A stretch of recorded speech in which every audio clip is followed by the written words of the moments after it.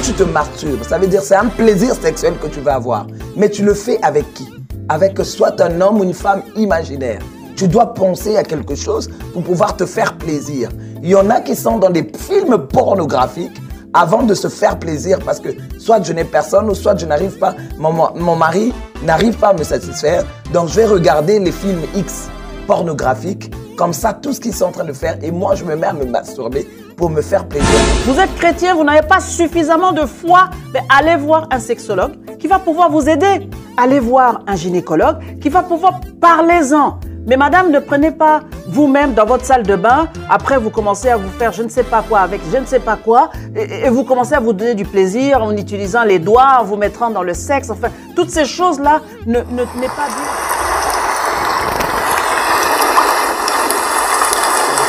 Bienvenue sur cette plateforme de FG Motivation, mon nom est Fabrice. Une plateforme où tu as de l'information, où tu as l'inspiration, où tu as de la compréhension et tu as de la sagesse. Où les aveugles voient, les muets parlent, les sourds entendent, les captifs sont libérés et les ignorants y trouvent la connaissance. Alors, abonnez-vous à cette chaîne, laissez vos commentaires, aimez cette chaîne et partagez. On va répondre à 3 questions. 3 questions que moi je peux intituler The Trick Questions. Donc, le sujet d'aujourd'hui est intitulé « Est-ce que c'est un péché de se masturber quand on est marié ?» Et dans cette question, il y a 3 volets. Il y a 3 cas que nous allons développer. Donc, le premier cas, au cas où, par exemple, j'ai des problèmes avec mon épouse ou bien mon époux, au cas où, par exemple, on ne sent plus l'envie de se coucher ensemble, au cas où, par exemple, il y a des problèmes et il y a tout le temps des problèmes, donc l'envie sexuelle s'en va. Et en ce moment, moi, pour satisfaire mon besoin sexuel, alors je me masturbe, mais en imaginant mon partenaire ou ma partenaire. Alors, qu'est-ce que je vais faire? Deuxième question. Deuxième cas. C'est, par exemple, si vous êtes séparés, parce que c'est indépendamment de votre volonté. L'homme travaille, par exemple, loin. Tu ne peux pas couvrir tes besoins naturels, physiques avec la personne. Vous avez été séparés pour quelque chose. Et le troisième cas, c'est que si par exemple le ou la partenaire est malade physiquement et il ne peut pas faire des relations sexuelles, alors dans ce cas, si je me masturbe, est-ce que c'est un péché? Alors, c'est ce genre de questions qu'on va répondre aujourd'hui. Donc, restez avec nous jusqu'à la fin et partagez cette vidéo et abonnez-vous si vous n'êtes pas encore abonné. Aimez et laissez vos commentaires. Ça va beaucoup nous aider. Bon, le premier scénario qu'on a vu, donc c'était que tu as des problèmes avec ton épouse et que ton épouse ne peut pas remplir, par exemple, ses besoins sexuels, tout ça, ton besoin naturel. Et tu es vraiment découragé, tu es vraiment déçu. Mais à la fin, tu es poussé quand même à la masturbation parce que tu ne veux pas aller toucher une autre femme puisque pour toi, déjà dans ta tête, tu dis que non, tu vas commettre peut-être l'adultère. Et même en regardant par exemple une autre femme, en imaginant que tu es en train de coucher avec elle, la Bible dit que c'est déjà de la convoitise. Et c'est un péché. Et nous savons très bien qu'il n'y a pas vraiment spécifiquement des versets qui parlent de la masturbation dans la Bible. Il n'y en a pas spécifiquement. Mais il y a des versets qui parlent de la convoitise, spécifiquement du péché de la convoitise. Donc, on ne peut pas directement dire que c'est un péché de se masturber dans le couple. Et vu que tu es dans le couple, parce que si tu étais dehors et que tu avais ta copine ou bien tu avais ton copain, vous n'étiez pas encore mariés et que tu commences à fantasmer concernant une autre personne, on pourrait plus qualifier cela comme un péché. Mais ici, il s'agit du couple. Donc, dans le couple, les gens qui m'ont posé la question parce qu'ils se disent que comme je suis dans le couple, cela veut dire que je peux me permettre de faire tout ce que je veux puisque je vais imaginer mon ou ma partenaire.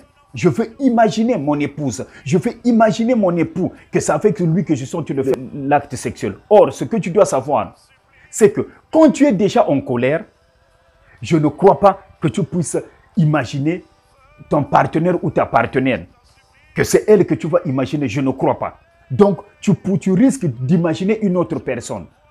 Et le danger, c'est que, au fur et à mesure que tu as un problème avec ton partenaire ou ta partenaire et que tu vas te réfugier dans la masturbation, ça deviendra une habitude. Parce que les choses telles que la masturbation, la pornographie, c'est des choses qui peuvent te retenir facilement esclave.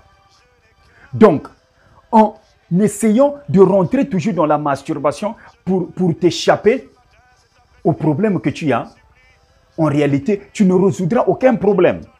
Au lieu de te focaliser dans ce qui te pousse à ce que ton épouse ou ton époux soit upset, c'est-à-dire soit déçu de toi ou bien qu'il puisse te créer des problèmes, tu dois te réaliser qu'est-ce qui me crée des problèmes dans mon foyer. Au lieu de chercher seulement à aller te masturber et à imaginer ton épouse ou bien ton époux et cherche à résoudre le problème qui est en train de sévir ton foyer. Parce que l'enjeu dans le couple, ce n'est pas l'autosatisfaction. J'en avais déjà parlé. L'enjeu dans le couple, c'est de satisfaire l'autre. Tant que tu ne vas pas te focaliser à satisfaire l'autre, tu ne pourras jamais garder ton mariage pendant longtemps. Parce que la Bible dit que l'homme quittera son père et sa mère et s'attachera à sa femme et ils deviendront une seule chair. Comment tu deviendras une seule chair? C'est en étudiant le corps de ton ou ta partenaire. De la même manière que ton partenaire ou ta partenaire connaît son corps, c'est de la même manière que toi aussi tu vas le connaître. Or, la masturbation, il te permet seulement de bien connaître ton corps. Tu vas développer ce qu'on appelle l'égoïsme. Donc, quand tu as des problèmes avec ton partenaire ou ta partenaire, parce que il y a eu incompréhension, il y a eu dispute, il y a eu combat même, cherche à résoudre le problème qui vous a poussé à arriver à ce point-là. Ne cherche pas à aller te réfugier dans la masturbation, sinon la masturbation deviendra ton refuge. Quel qu'il soit, que tu puisses imaginer ton partenaire ou ta partenaire, non? Il y a un danger qui se présente. C'est qu'en aucun cas, tu ne dois te masturber quand tu es dans le couple. En aucun cas, tu ne dois te masturber quand tu es marié. Parce que le mariage est fait pour bénéficier du don du sexe. Toi et ton épouse ou ton époux. Ce n'est pas fait pour seulement te satisfaire toi-même.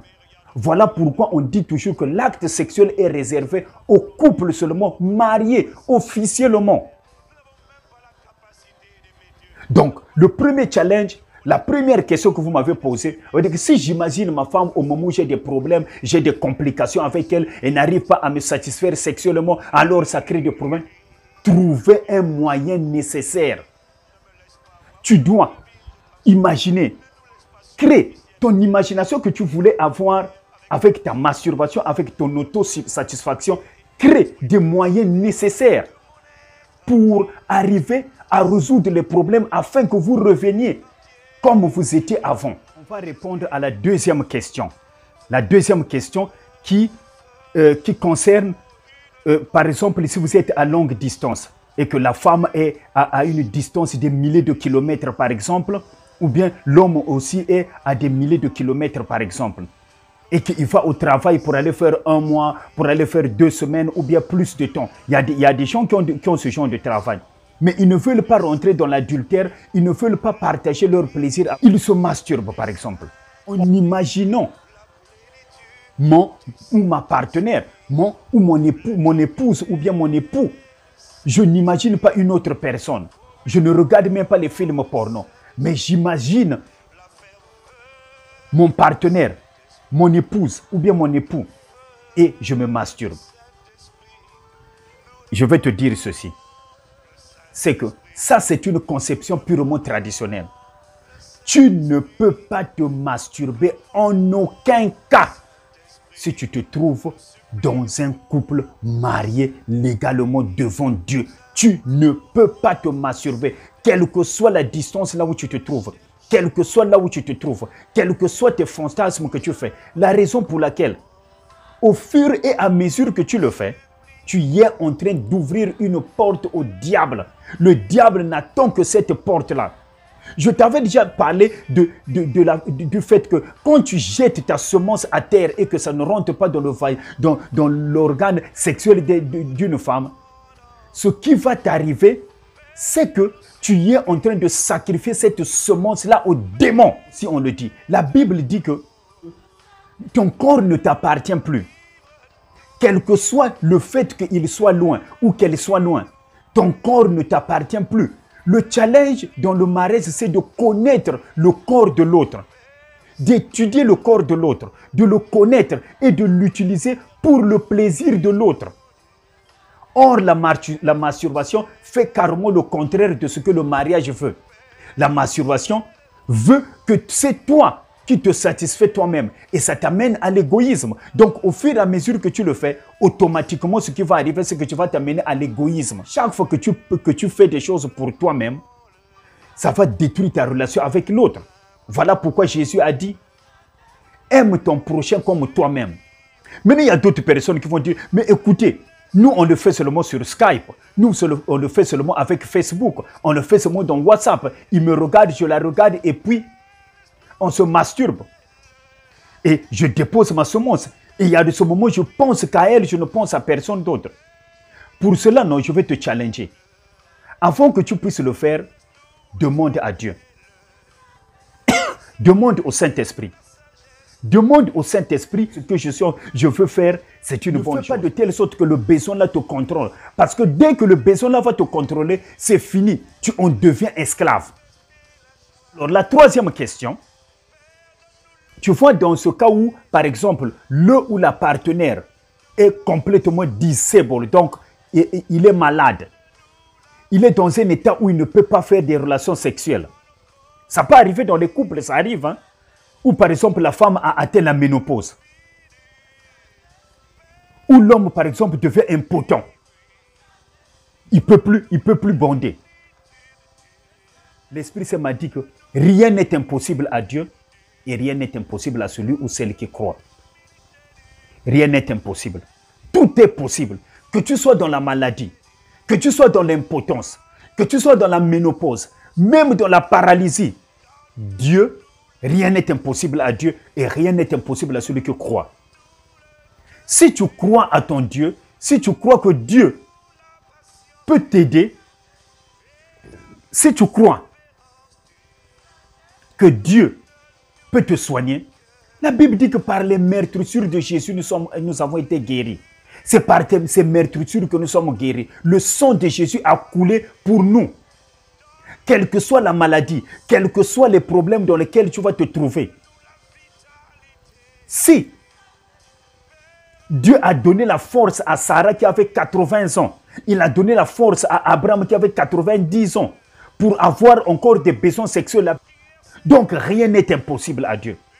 Donc je réponds à la troisième question que rien n'est impossible. Dieu a le pouvoir de créer un miracle afin que ton ou ta partenaire puisse performer encore spirituellement et physiquement dans le sexe comme il avait prévu. Le truc, c'est qu'il nous manque de foi et il nous manque de la patience. Il y a de ce moment, on n'est pas patient. Tu n'as pas à te masturber. Confie la situation de ta femme, de ton épouse à Dieu. En plus, il y a des médicaments aujourd'hui, il y a des comprimés, il y a des lubrifiants, il y a beaucoup de choses qui peuvent t'aider à satisfaire ton partenaire, à pousser que ton partenaire, même si la femme, elle est maintenant, elle n'a plus envie de faire l'amour. Il y a des choses aujourd'hui, la technologie est arrivée loin, et il y a des choses qui peuvent même provoquer une femme même de la cinquantaine ou même de la soixantaine d'avoir encore le besoin de faire le sexe. Donc rien n'est impossible.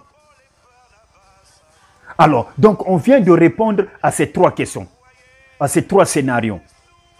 Donc merci d'avoir suivi cette vidéo. Alors, si ça vous a plu, je vous encourage de le partager, de l'aimer et de laisser vos commentaires. Le but pour lequel on le fait, on veut que vous puissiez vous abonner afin que vous ne puissiez pas manquer aucune vidéo. On veut que vous puissiez laisser vos commentaires parce qu'on veut avoir votre avis concernant cette vidéo. On vous demande de l'aimer, on vous demande de le partager. Si ça vous a enrichi, partagez-le à une autre personne parce que ça peut enrichir aussi une autre personne. Alors, remember, God is always good. Et si tu le reconnais, tu auras des résultats qui vont te coller partout. Mon nom est Fabrice Gildache. La prochaine fois, je vais répondre aux questions qu'on m'a encore posées. Donc là, maintenant, je suis dans la série de réponses aux questions. La question qu'on m'a posée maintenant, qu'est-ce qui pousse les gens à devenir homosexuels? Alors, restez avec nous. Merci de rester encore sur cette plateforme et je vous souhaite une bonne compréhension. À bientôt.